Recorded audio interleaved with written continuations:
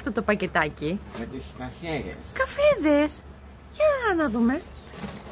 Ω, Έχει κάψουλες. κάψουλες για τη μαμά. Μας καταλάβανε. Στέλλα Ρώσα. Με πήρανε χαμπάρι. Και για τη μαμά. Οπ, τι είναι αυτό? Ζεστή σοκολάτα. Ζεστή και μπορούμε να τη χρησιμοποιήσουμε και στα κέικ μας. Στα κέικ.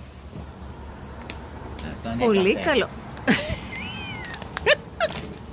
Κάποιος κατάλαβε ότι πίνω χαλάω λεφτά στον καφέ και μου έστειλε 1 κιλό καφέ. Παιδιά, όποιος θέλει έρχεται, κερνάμε καφέ.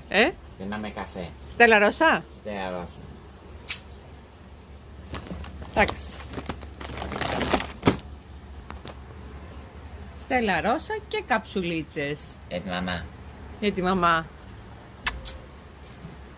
Love you.